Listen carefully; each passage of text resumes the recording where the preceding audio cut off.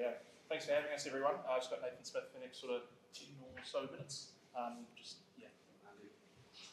Nathan, congratulations on your bowling today. I mean, how did you achieve that stump accuracy? How did you go about that? I think the wicket out there definitely rewarded you if you hung on a good length for a long period of time. I think probably weren't quite as accurate as we wanted to be at the start of the innings. Leaked a little bit of width and just erred either side of that good length. And I think if you're on that sort of 8 metre length, gave you a little bit of variable bounce, a bit of seam movement as well. And how would you compare the size batting and bowling performances on that pitch that you've been playing on? How much influence is that? Sorry. How much influence does the pitch have? Yeah. I think it's certainly helping. There's a little bit of variable bounce, as you guys have seen, and the ball is seaming around. I feel like it is a different wicket though when the sun's out. It feels like it's pretty tough work when the sun's out and the ball gets a little bit soft. Hopefully there's a bit of sun tomorrow.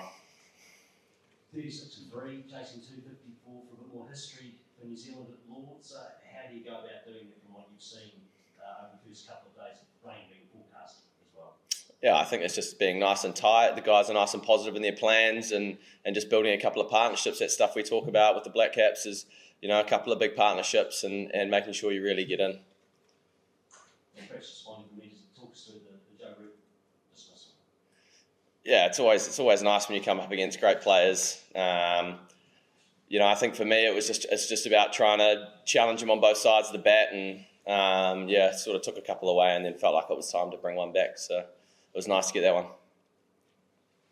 With the pitch playing as it has, you look at something like Kyle James' batting, Curry Brooks' batting, and think that if you get on tomorrow that Devil May Care might be the way to go about it.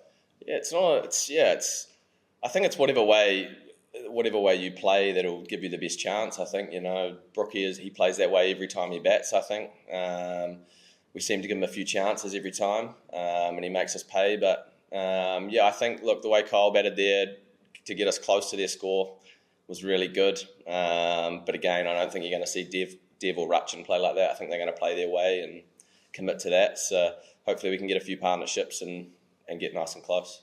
You mentioned Devon and Ratchet there. They both probably feel like they own the team a little bit from the drop catches. You feel like they might have a role to play with the bat, having sort of a bit paid back almost. Oh, I don't think you expect more from them because they drop catches. They're two of our best batters. We back them to go out every time and score runs, and Rutchin's averaging close to 50 in Test cricket now. So hopefully tomorrow, with missing out in the first innings, he's going to go on and get a big one. You were a bowler like most of that innings. How physically was it? You put in a great shift yourself. How was the game? I mean, it was only sort of 40 or 50 overs each time, but the first innings felt like you didn't really get that spell off, if that made sense. You were sort of just turning around at the other end. But the boys are in pretty good shape. Kyle and War haven't played much cricket lately, so I think they're feeling pretty good, all things considered. And it was awesome from Matt Henry today, not feeling a hundy to come out and give us all for us, which was great. And having taken 4 really quick wickets in the middle of England's innings, were you a bit disappointed to let them add the runs they did towards the end? To be honest, I just think that the sun came back out and it's got a little bit flatter. Like honestly, it felt chalk and cheese bowling when the clouds rolled into when the sun was out. Felt like the ball nipped quicker. Nipped more when the clouds were in, and obviously the ball was sort of 40 overs old. We tried a few times to get it changed, but it was just more of a case of the pitch being a little bit easier to bat on. And how is Matt feeling now?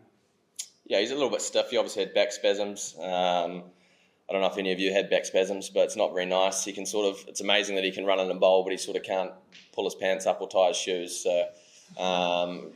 The stuff he did today out there, the 12, 13 overs he bowled were huge for us to give the bowlers some rest.